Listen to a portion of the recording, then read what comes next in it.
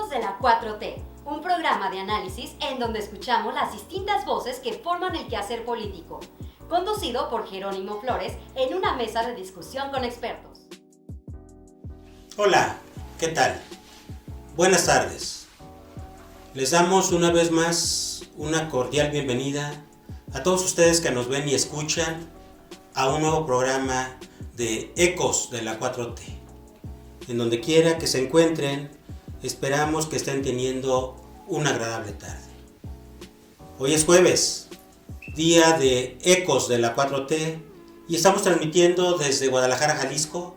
Sí, escuchó usted bien, desde Guadalajara, capital de Jalisco. Y lo hacemos bajo el compromiso de que si alguien ahora tiene algo que hablar o algo que decir, este es el mejor momento. Su servidor Jerónimo Flores González en la conducción y en la producción, quienes hacen posible este programa, mis compañeros y amigos a quienes saludo, Víctor, Jorge, David, Diego y Pamela. Con mucho gusto se los llevaremos a todos ustedes. Así de que los invitamos a que se queden con nosotros. En un momento ya comenzamos. Muy bien, gracias por continuar con nosotros. Esperamos que nos acompañe hasta el final. Miren, hoy vamos a tener un muy buen programa. Les tenemos preparado bastante información que, como siempre, esperamos resulte de su interés y agrado. Vamos a tener el artículo de opinión semanal por parte de su servidor. Por supuesto que contaremos con la participación de Andrea, con su sección Andrea te lo explica. En la sección de la entrevista contaremos con la presencia en el estudio de un jurista muy destacado aquí en el estado de Jalisco, el doctor en Derecho Antonio de Jesús Mendoza Mejía, con quien abordaremos el tema ética y derecho. También estará con nosotros en el estudio el maestro Alejandro Galván Esparza, ya conocido por ustedes e integrante del equipo de Ecos de la 4T, con su participación semanal. Él nos va a dar su opinión sobre el convenio contra la violencia y el acoso laboral que recientemente acaba de ratificar nuestro país ante la Organización Internacional del Trabajo, la OIT, y también nos va a hablar sobre la reforma de ley de las trabajadoras y trabajadores del hogar para que tengan derecho al IMSS. Y no puede faltar la muy gustada sección de nuestro caricaturista, Júpiter, con el rincón de Júpiter. Arrancamos. Bien, en el artículo de opinión semanal para esta semana preparé para ustedes el siguiente artículo con el tema ética y derecho. En la convivencia diaria, tanto en una sociedad como en la interacción de carácter colectivo e individual, el quehacer humano o su comportamiento se encuentran regidos por una normatividad de carácter coercitivo, como la ley, y entonces nos adentramos a la esfera del derecho, o por la moralidad o los actos considerados como comportamientos que buscan el bien, y en este último caso serán parte de la ética. El derecho y la ética resultan, por tanto, muy relevantes para una sociedad y las personas que la conforman, en función de su razón de ser y de los valores y propósitos que persiguen. Trascienden en la cultura, las costumbres y los sistemas jurídicos de cada pueblo. No imaginamos una sociedad y el actuar de las personas conviviendo en un mundo en donde exista el caos, se aniquile la libertad, se deje de lado toda responsabilidad y no se persiga el bien, el amor, la paz, la felicidad o la justicia. La ética y el derecho, como disciplinas humanas, se encargan de dotar de los instrumentos necesarios tanto a la sociedad como a las personas, precisamente para que alcancen la convivencia pacífica, disfruten a plenitud de sus libertades, así como para que logren realizar el bien, el amor, la paz, la felicidad y la justicia. La ausencia de la ética y del derecho pueden llegar a trastocar de manera muy significativa la cultura, las costumbres y las estructuras legales del pueblo. Pueden afectar gravemente su tejido social. Importa mucho para la sociedad y para los individuos que su actuar se dé con total libertad y en observancia a la ley y conforme a sus actos de comportamiento colectivos e individuales, con conocimiento claro de las consecuencias que les acarreará su conducta desplegada. Se puede decir, entonces, que la pérdida de valores afecta a la sociedad, la deshumaniza, y en el caso de la falta de observancia de la ley, deteriora el Estado de Derecho, lo cual puede dar paso a que se desaten conductas que terminan degradando a la persona y que prevalezca la impunidad, que no haya castigo alguno, hecho que no es deseable porque estanca el desarrollo de un pueblo. Sin embargo, parece ser que la economía, o más bien los modelos económicos que se establecen a nivel global, le juegan una mala pasada a la ética y al derecho. Y es que no se puede dejar pasar por alto, ni mucho menos soslayar, que la ética y el derecho todo indica que se han subordinado al modelo económico imperante, y si no es así, al menos han sido rehenes o secuestrados la una y el otro por dicho modelo económico. Las evidencias están a la vista. Simplemente demos un recorrido con lo que ha venido presentándose en nuestro sistema jurídico nacional, en donde de manera relampagueante en los últimos 36 años, que coincide con el establecimiento del modelo económico llamado neoliberal, asistimos a una especie de reformitis constitucional. Es decir, nuestra constitución política sufrió un número importante de reformas en el marco de lo que se le conoce como las reformas estructurales. Mientras que en la sociedad se establece y se exalta la idea del individualismo, el éxito a toda costa, el consumismo desmedido, la competitividad y la prevalencia del mercado. Esta serie de situaciones, si bien para muchos fueron acertadas, para otros más, las consecuencias fueron devastadoras. El progreso y desarrollo se ha dado de manera desigual, y el triunfar a toda costa aisló a las personas de su entorno social, en algunos casos hasta familiar.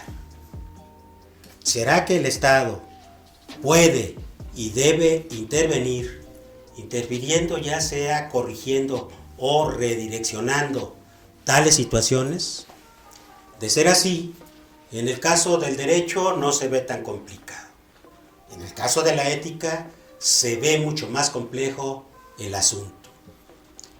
En el caso de nuestra sociedad, el diagnóstico es alarmante porque hay un desprecio por la ley. Muchas de las veces, desafortunadamente, quienes deben de cumplirla, porque así protestaron hacerlo, son los primeros en no cumplirlas. El tejido social está bastante lastimado por la violencia imperante, la inseguridad y la impunidad. En algunos casos pareciera que se está ante una tierra de nadie. Y también por la falta de ética de las personas, así como por la ausencia de ética de los integrantes de las entidades colectivas, sociales, religiosas, económicas y políticas. Un aspecto importante para destacarse lo constituye el hecho que desde el gobierno federal se ha venido impulsando y la puesta en marcha de lo que se conoce o da en llamar como la cartilla moral, que está dirigida a la sociedad en su conjunto para restablecer la pérdida de valores, poniendo énfasis en la conducta ética y en la actividad política. Ahora bien, para el estudioso y profesional del derecho, del que forma parte quien esto escribe, abordar esas problemáticas le resultan muy apasionantes, pero al mismo tiempo muy esclarecedoras para darse cuenta en carne propia de la ausencia de ética en el quehacer profesional de la abogacía y la inobservancia del Estado de Derecho, lo cual en ciertas ocasiones me generan desánimo y frustraciones. Sin embargo, no hemos claudicado y seguimos adelante en la línea de dignificar la profesión del abogado y de exigir que se observe y cumpla la ley. En estos momentos se tiene que hacer una labor titánica por el Estado y la sociedad en su conjunto para lograr restablecer los valores éticos y para que finalmente se observe el Estado de Derecho y que se cumpla con la ley, lo cual se antoja bastante complicado. Pero a mí no me cabe ninguna duda que ese debe ser el camino, porque de esa forma se podrá alcanzar la sana convivencia, la paz y tranquilidad con justicia en nuestro querido México. Por brindarme su atención, gracias.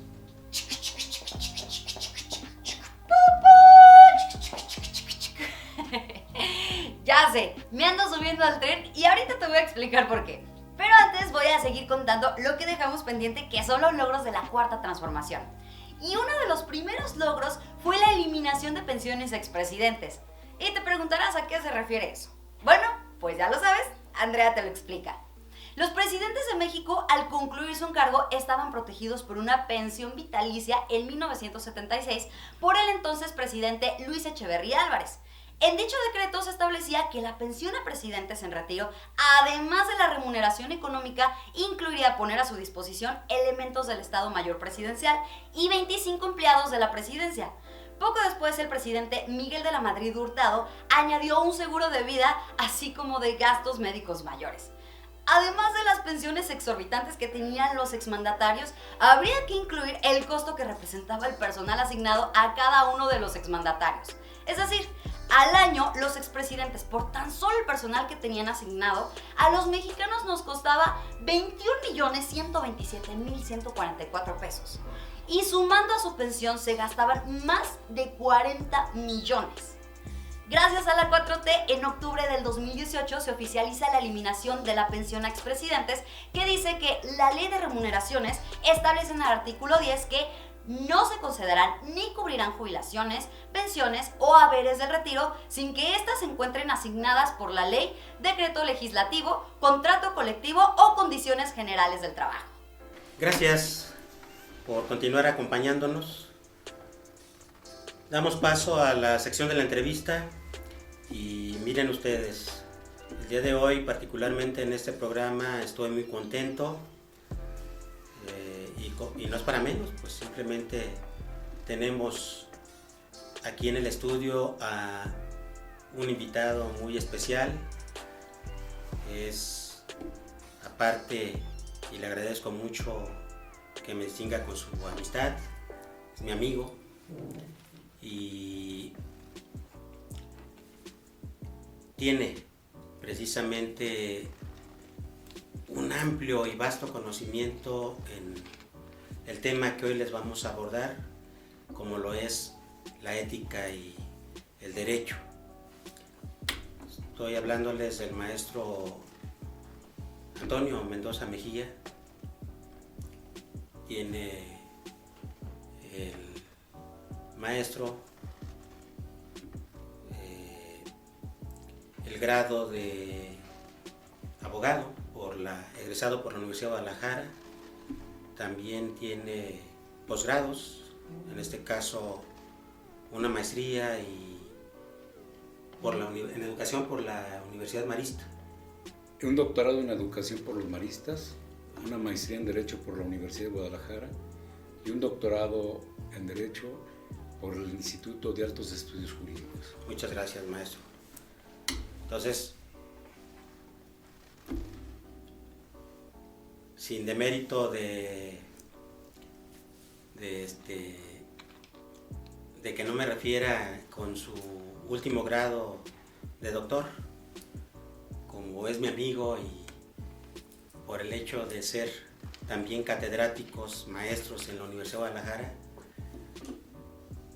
más aún si fueron mis maestros, pero aún así, que no hayan sido mis maestros, siempre a ellos me refiero como maestro, para que no se presten malas interpretaciones, maestro Antonio. No. Bueno, pues nuestro invitado tiene también ya una amplia experiencia en la academia, en la cátedra, también es maestro en la División de Estudios Jurídicos de la Universidad de Guadalajara y también en los posgrados, tanto en la maestría como en el doctorado de la Universidad de Guadalajara, y es también articulista,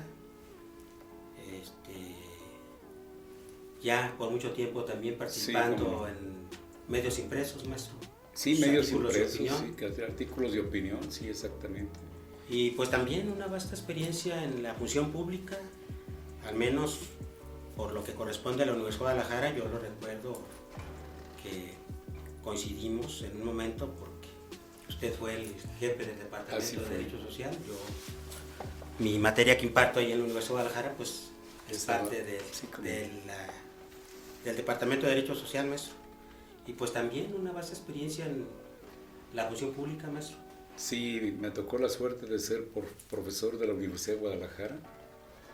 Amo la cátedra, amo la discusión, y la particular de la cátedra es que ahí uno puede hablar de lo que quiera. La libertad. Hay una libertad de cátedra, claro, sin ofender, claro, sí, y ni contar la vida privada de uno. Pero es un proceso de retroalimentación, incluso de generación de ideas. Los talentos, profesores como usted, como los alumnos, son parte importante para que este país generen esa idea y que nos dé un bienestar social. Y el bienestar social vincula al político, el económico. Se interrelaciona. Exacto. Y los muchachos y los profesores en cualquier institución pública o privada o en educación básica son factor determinante de la construcción de una nación, de una comunidad, de un estado. Oiga, maestro,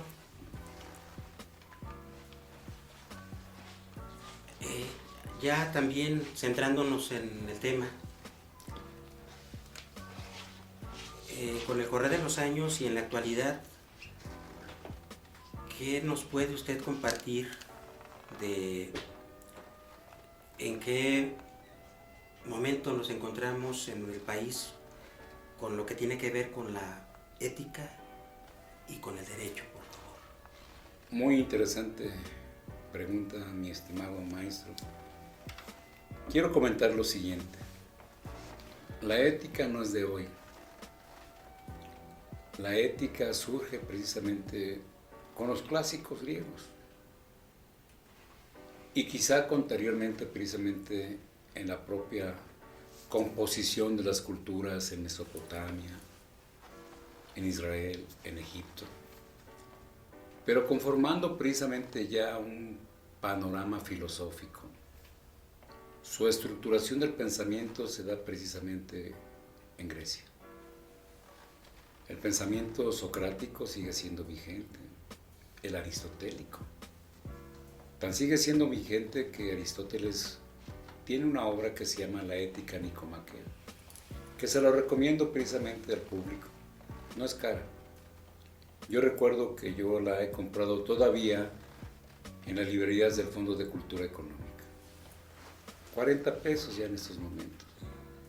Pero tiene precisamente una estructura de pensamiento que se aplica a una realidad actual. Incluso es parte no solamente de ese proceso filosófico, Porque el proceso filosófico, precisamente, su común denominador dentro de la ética es la virtud. Y los seres humanos, por naturaleza, tenemos virtudes.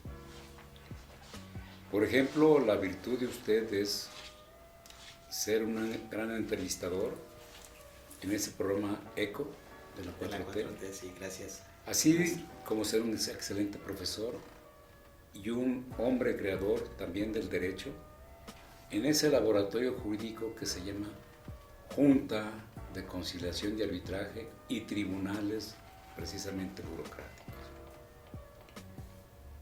Y usted sabe precisamente que en esos procesos jurídicos correspondientes nos encontramos con situaciones muchas de las veces que trastocan el sentido del derecho. ¿Cómo? Hay un término que va en contra del derecho y se llama el término leguleyo. Y el leguleyo es precisamente aquel que sin conocer los valores del derecho, la ciencia jurídica y los procedimientos del derecho, hace del derecho una frustración económica. Hablo de frustración económica porque no resuelve el problema. Al contrario, lo aumenta. Y al abogado con principios éticos y formado dentro de la línea jurídica del derecho es al que le toca componer eso que descompuso, ese leguleyo que se aprovechó de la necesidad del ciudadano. Porque el pedir la aplicación del derecho también es parte de una necesidad. Usted lo vive en la justicia laboral, sobre todo precisamente a los más desprotegidos, que es la clase trabajadora. Pero también en esos desprotegidos que son la clase trabajadora, el trabajador cuando hay un despido que precisamente es injustificado, porque recuerde usted que un valor ético dentro del trabajo se convierte en un proceso sagrado, porque gracias al trabajo podemos tomarnos esta agüita.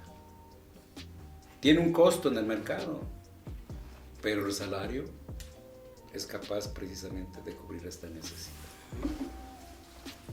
Y gracias al trabajo, el trabajador puede formar a su familia. El problema es cuando van esas situaciones en contra del trabajo, cuando el capital se aprovecha del trabajador y al final de cuentas le dicen, sin causa justificada, que te vaya bien. Porque yo considero que no hay peor situación en la vida, en el ser humano, que el desempleo. Eso es lo peor que le puede pasar al ser humano, desde todas las estructuras sociales que usted le haga valer, sociales, económicas, políticas o jurídicas. Oiga, maestro, ¿qué importante es para un país la vigencia y observancia del Estado de Derecho? Claro.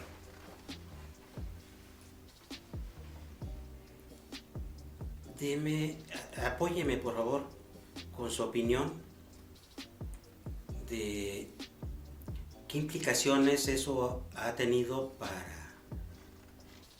como obstáculos para el desarrollo de la sociedad y como país. Cuando hablamos de Estado de Derecho, hablamos de un factor determinante, la armonía social. La armonía social es determinante para constituir el Estado de Derecho. Y cuando estamos hablando de esta institución tan importante que es el Estado de Derecho, este precisamente se conforma con principios y con valores, donde entra como centro precisamente del pensamiento la ética. No puede existir un Estado de Derecho si no hay una conducta ética. Y esta conducta ética siempre se vincula con un valor humano que se llama moral. Ética y moral siempre van vinculadas. Porque si bien es cierto, los principios éticos hablan de conductas morales, cuando se vinculan, el hombre es capaz de entender, dentro de ese Estado de Derecho, qué es lo bueno y qué es lo malo. O hablando en términos filosóficos, dónde está el bien o dónde está el mal. La formación precisamente del Estado de Derecho, también parte importante es la formación familiar. Y esta formación familiar comienza a descubrir dentro de estos principios éticos, ya hablábamos de las virtudes, pero también comenzamos a hablar de los valores. Y no hablamos de valores económicos, hablamos de valores humanos. El hombre está dotado precisamente a través de su pensamiento de eticidad, de valores. Hace un momento usted, de manera muy inteligente, hablaba del principio ético para llegar a la felicidad. Y fíjese, los griegos no se equivocaban. Los griegos hablaban que dentro de la virtud y el valor, hablando del pensamiento socrático y el pensamiento aristotélico, estaba precisamente vinculado en una palabrita que ellos le daban y se llama eudonomismo, que no es otra cosa que llegar a la felicidad. Porque los griegos estaban convencidos que nacemos para ser felices. Y si somos felices, somos capaces, dentro de ese principio y valor a la felicidad, de crear la armonía social y establecer el Estado de Derecho. Pero ¿qué sucede con los fenómenos? Muchas de las veces nos encontramos con situaciones, sobre todo de tristeza. Por ejemplo, la pobreza es una situación de tristeza. Y por supuesto que algunos gobernantes tratan de eliminar o hacer más distante la pobreza y ponerlo precisamente en un equilibrio social a través de un principio de igualdad. Por eso, la palabra bienestar, que es una palabra precisamente que hoy es muy aplicada en la 4T, no es más que hacer historia de la filosofía y llegar a un pasado y entender precisamente que esa palabra de bienestar no es de ahorita. Es una palabra precisamente que surge a través de la filosofía por el comportamiento humano correspondiente, donde incluso Tomás Moro ya la expresaba, en esa utopía precisamente de la realidad. Y en fin, los seres humanos estamos por nuestra naturaleza exigiendo precisamente un principio de equidad y de igualdad. Y los principios de equidad y de igualdad se dan precisamente en el desarrollo económico, como principio ético, como lo platicamos hace un momento, en ese factor de productividad que es importante. O como principios éticos de ese factor importante social, que es la vivienda. Y la vivienda es un factor de desarrollo social que aquel que tiene cubierta precisamente es donde vivir. También va a tener cubierto dónde comer y también tendrá cubierto su salud y su educación. Como principio ético en esa armonía social, en el Estado de Derecho, viene el imperio de la ley. Y la ley, y no lo digo yo, lo dice Kelsen en una obra que se llama Teoría del Estado. Dice que esa ley, él le llama enunciado normativo. Ese enunciado normativo correspondientemente tiene una capacidad tal que te exige la armonía social. Y podemos dar ejemplos sobre principios éticos, armonía social y convivencia humana. Y los principios éticos precisamente se dan incluso con aquel sabio que liberó a su pueblo. Y ese pueblo vivía en Egipto. Y un momento determinante lo libera. Incluso hizo que las aguas se apaciguaran y se convirtieran en caminos. Pero cuando libera a su pueblo decía, ¿y ahora qué hacemos? Y entonces, como no sabían qué hacer, llegó el desorden social. Y él tuvo que ir a hablar con un legislador en un cerrito, bajó con una tabla y dijo, oye, no vas a matar, mano. No vas a robar. Principios éticos que se vinculan con valores jurídicos. Porque esos principios éticos siguen siendo vigentes. Más de 2000 años que surgieron esas figuras importantes. Maestro, me detengo en lo que usted refiere como la armonía social. El Estado, ¿sí? ¿qué papel debe desempeñar precisamente en aras de mantener esta armonía social? Yo creo que el Estado debe ser un Estado garante. No protector, pero sí garante. Garante de mis derechos. Garante de mi necesidad. Garante de mi seguridad. Garante de mi educación.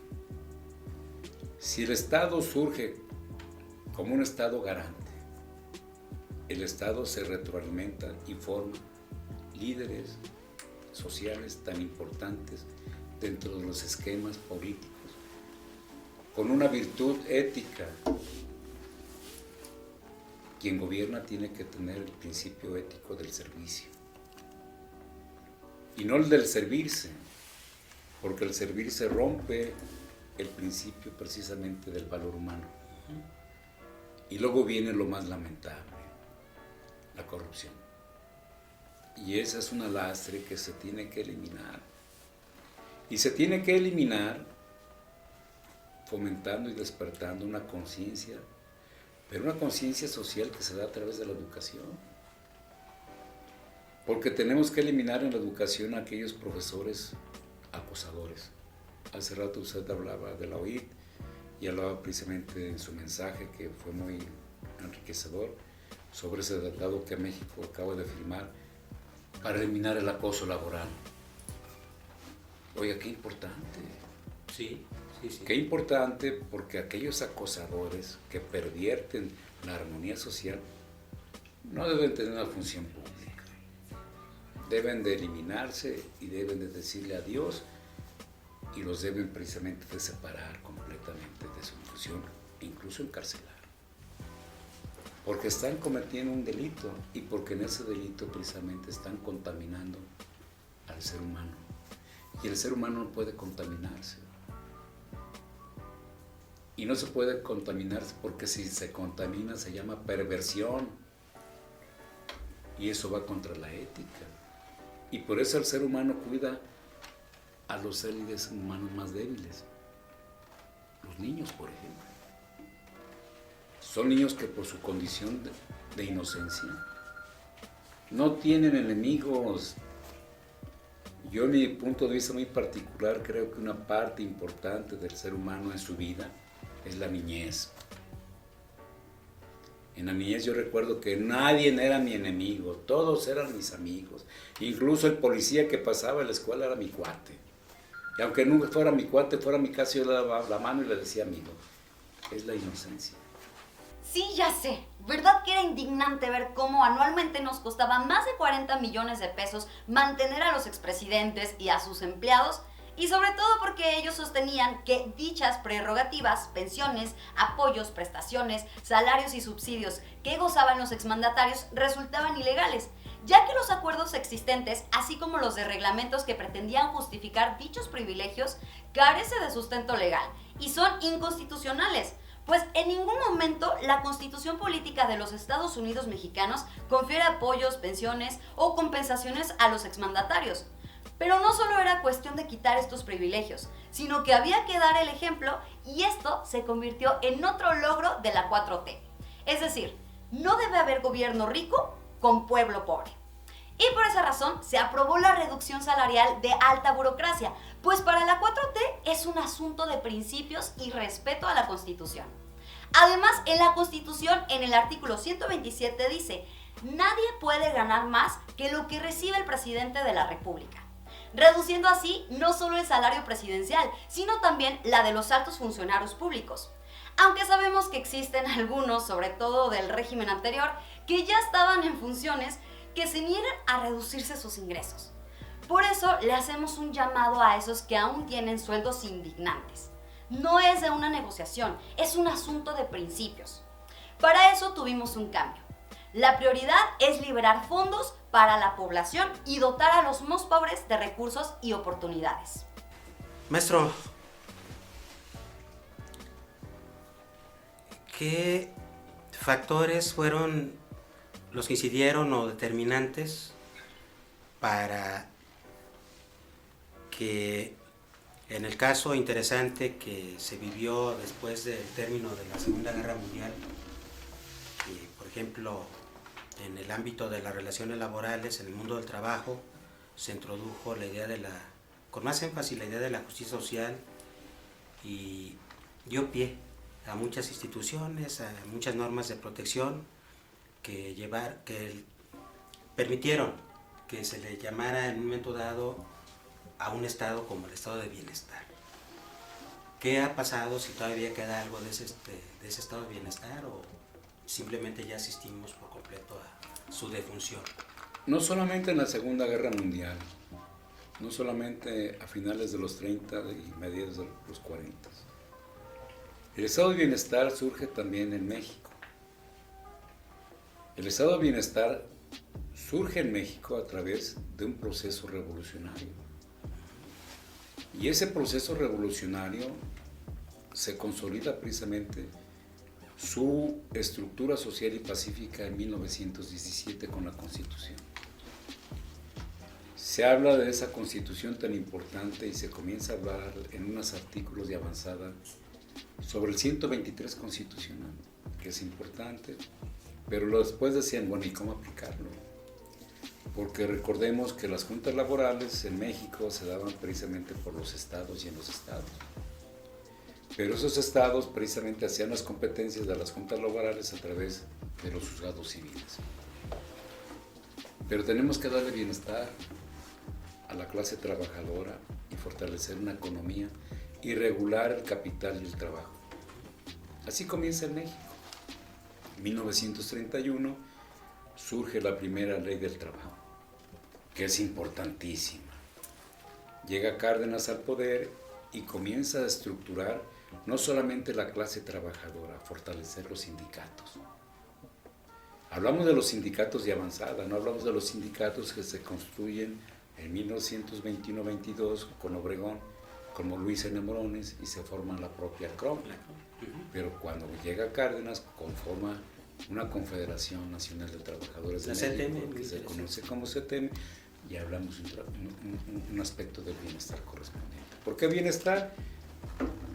Porque entonces el trabajador lleva el dinero a su casa.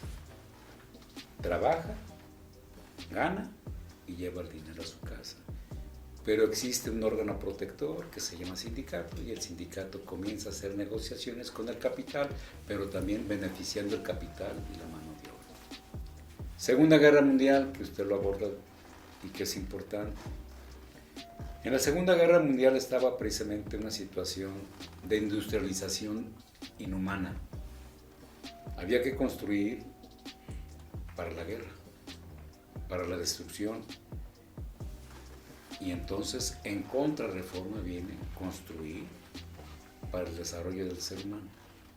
Y en ese desarrollo del ser humano viene lo que se aplica como el estado del bienestar, que fue tan productivo en Francia, en Alemania, en Inglaterra, incluso en Rusia. No obstante la explotación, en Rusia también viene ese estado del bienestar correspondiente.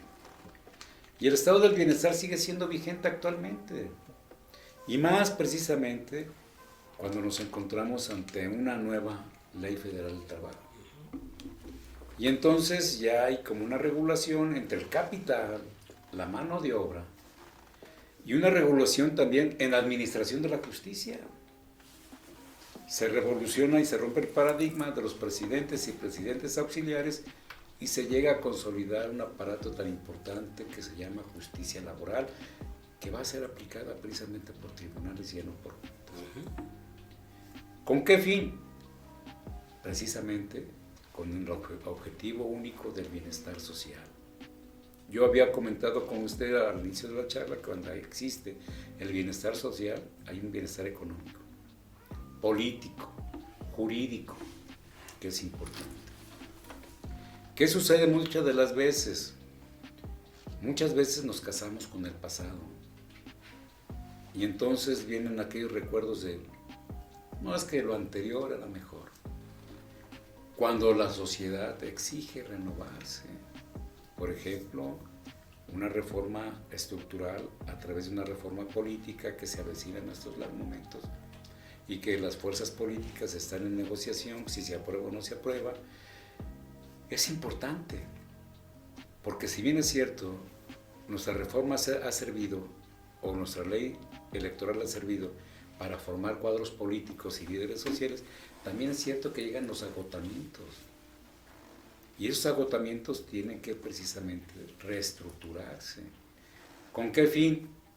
Con un fin precisamente progresista, no de retroceso. Y entonces la disputa ideológica de lo de antes era mejor no es cierto. Siempre nos tenemos que innovar, y usted lo sabe en la cátedra. En la cátedra, si no nos preparamos a diario, ¿qué sucede? El alumno se burla de nosotros. Y creo que el ser humano no puede generar su desprestigio académico, ni profesional, ni laboral. El ser humano está precisamente para innovar sus ideas. Y ese es un factor determinante. Construir estado de bienestar, no destruir como se hizo en la Segunda Guerra Mundial. Se destruía y se industrializaba, pero para el perjuicio del hombre, no para el beneficio del hombre. Y vuelvo a retomar el ejemplo de México. México trabajó con un estado de bienestar. Y fue importante ese estado de bienestar, que incluso fuimos una economía en Latinoamérica muy envidiada. ¿Por qué? Porque nos llamaban el milagro mexicano. Milagro mexicano no, sino que, bueno, no existe ese milagro mexicano, pero sí había planeación estratégica. Yo recuerdo que el Fondo de Cultura Económica publicó cerca de 50 volúmenes sobre la planeación en México.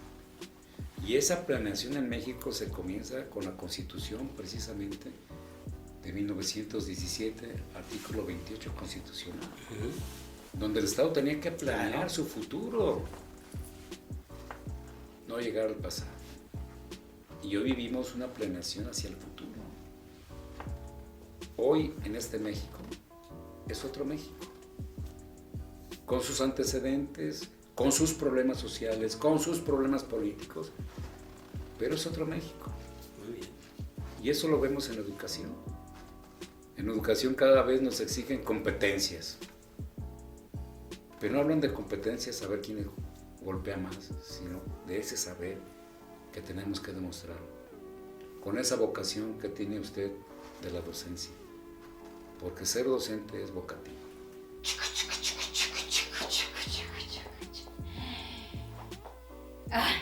No sé si ya estoy cansada o me falta combustible. Yo creo que es lo segundo. Lo bueno es que podemos recargar el tren para seguir con el recorrido.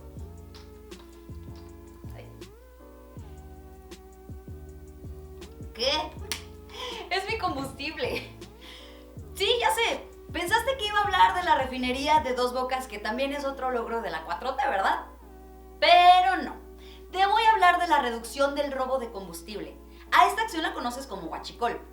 Como bien lo recuerdas, hace un par de años, recién entrado en su mandato, el presidente López Obrador inició una lucha contra la corrupción y el robo de combustible. Si bien recordarás, hubo unos días que se restringió el abasto de gasolina y diésel para poder armar la estrategia en contra de este delito, que como ya te dije, ya es considerado un delito grave, pues atenta contra todos los mexicanos. Cuando se dio la crisis del huachicol, que boicotearon los huachicoleros, que rompieron ductos para dejarnos sin gasolina, que fue muy difícil, porque llegamos a tener muy pocas reservas de gasolina. No había gasolina y la gente ayudó mucho porque tuvo mucha paciencia, hacían filas para cargas de gasolina. El robo de combustible pasó de 56,000 barriles diarios en 2018 a 4,300. Estamos hablando de 95% de disminución, y esto en dinero es 100,000 millones de pesos. Con eso sale para pagar la pensión a adultos mayores. Como ves, los logros de la 4T cada vez son más, se acumulan, y quizá no te des cuenta de todos ellos. Pero para eso está, Andrea te lo explica. ¡Hasta la próxima! Oiga, maestro, antes de irnos a la pausa, le comentaba que por favor, quería pedirle su opinión de cómo encuentra usted en una profesión como la del abogado actualmente el aspecto ético. Débil. El aspecto ético de la formación del abogado está débil. ¿En qué sentido? En el sentido del conocimiento ético y en la praxis de la ética, que es parte de la conducta humana.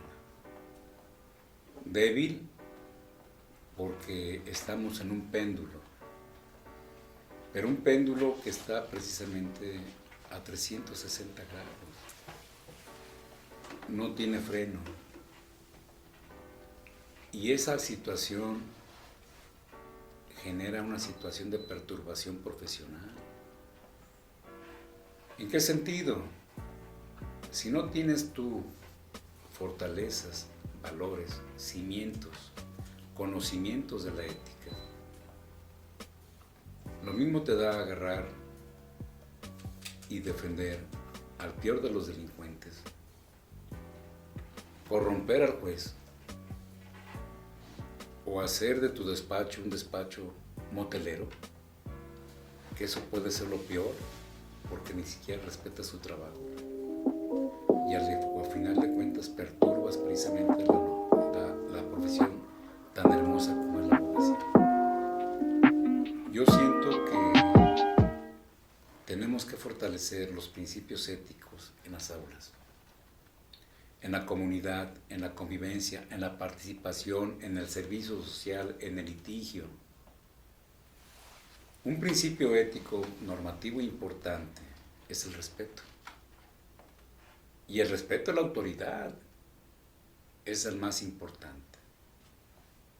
Pues hoy se ven situaciones donde se faltan el respeto hacia los jueces.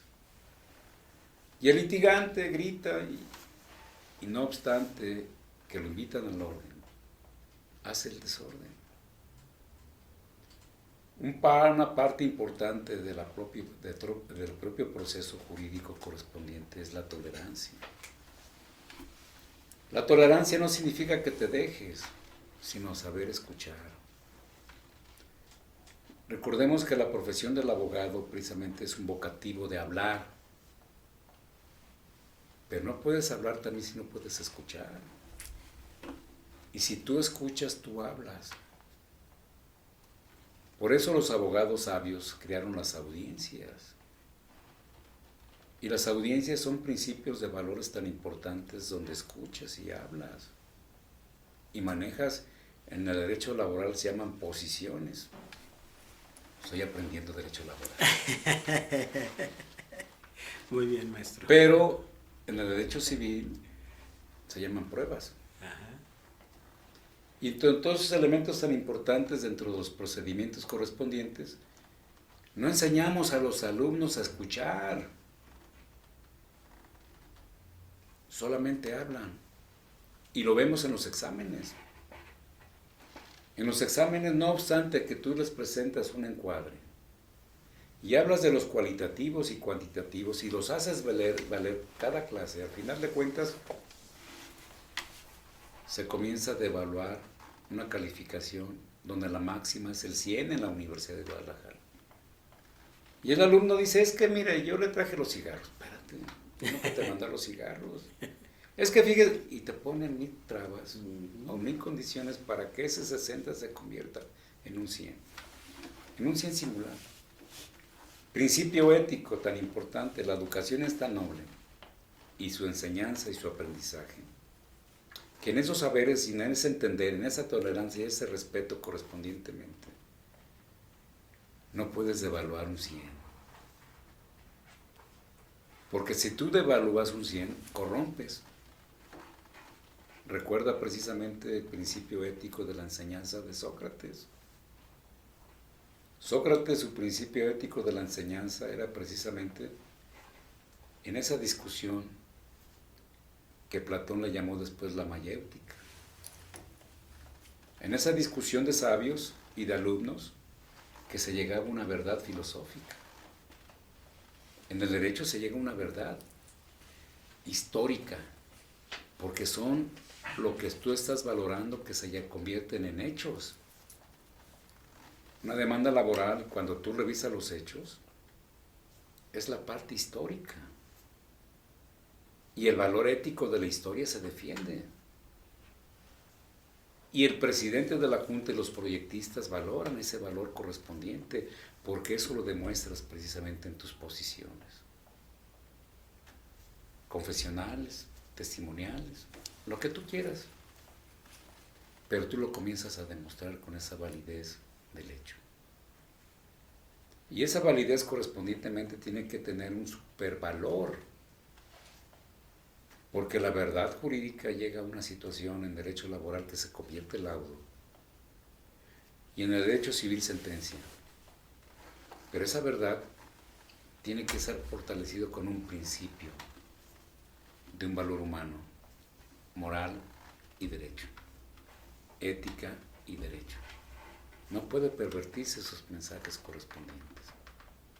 ¿Qué pasa actualmente, por ejemplo?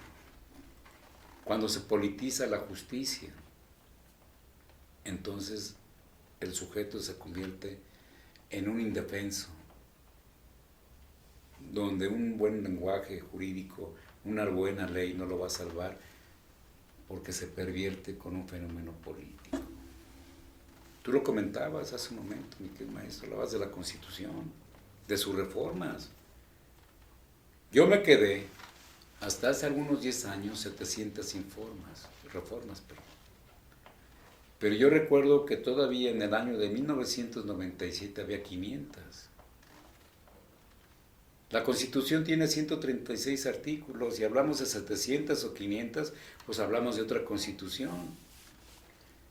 Pero no es tanto el elemento de una reforma estructural, constitucional, tanto que el enunciado jurídico debe de ser una viabilidad a la realidad, a la convivencia, a la armonía, o lo que tú comentabas, lo que se conoce como el Estado de Derecho. Lo que tú comentabas, el fortalecimiento del Estado se da precisamente con las instituciones. Y esas instituciones están enriquecidas con la sociedad correspondientemente. Pero ¿qué sucede muchas de las veces? Yo te comentaba en la pausa que tuvimos, la situación que se vivió en el Congreso. Yo te dije una palabrita y tú me dijiste envallado, algo así me dijiste. Envallado. Está cubierto de vallas el Congreso. Cuando el Congreso es la casa del pueblo. Porque el Congreso es la generación del enunciado jurídico, de la ley. Cuando tú llegas y precisamente presentas tu idea para que se convierta en iniciativa y se estructura y se debate para a través de la votación se convierta en ley. Pero en Vallado, oye, ¿qué estado estamos viviendo? O yo te comentaba lo que está sucediendo, por ejemplo, con el Poder Ejecutivo también, en ese palacio tan importante que tenemos aquí en el centro, en Vallado. Afortunadamente el Poder Judicial no está pasando por esas circunstancias. Maestro, pero sería muy lamentable. La verdad que qué deleite y cómo, qué gusto escuchar estas reflexiones tan profundas.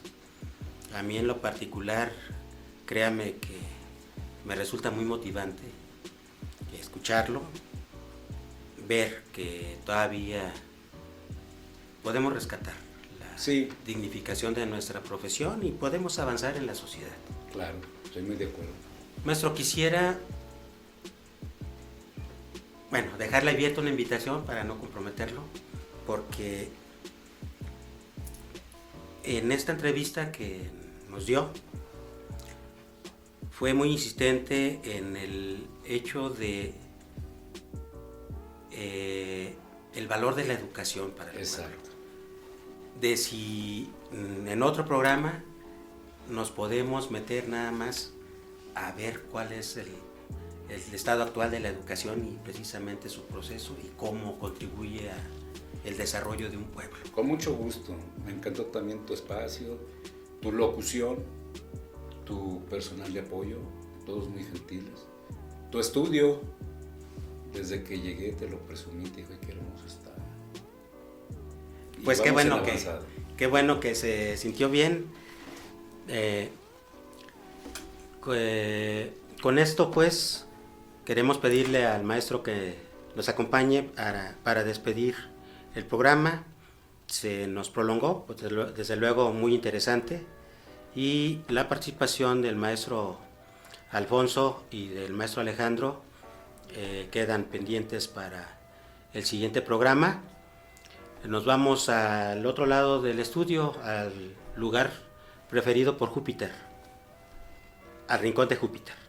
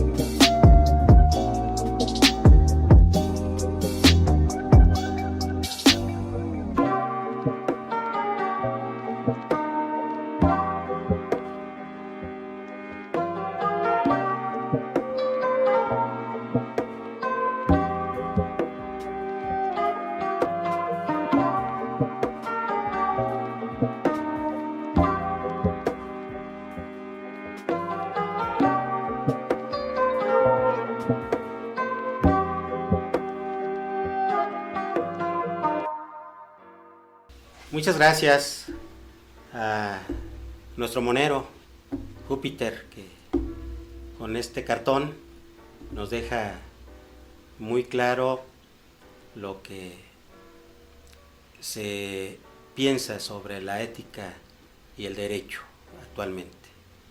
Y de esta manera llegamos al final de su programa Ecos de la 4T. Les recordamos que todos los jueves, a partir de las 6 de la tarde, desde Guadalajara, Jalisco, sí, escuchó usted muy bien, desde la ciudad de Guadalajara, capital de Jalisco, les transmitimos el programa de Ecos de la 4T. Gracias, maestro. Gracias. Y hasta la próxima. Hasta pronto.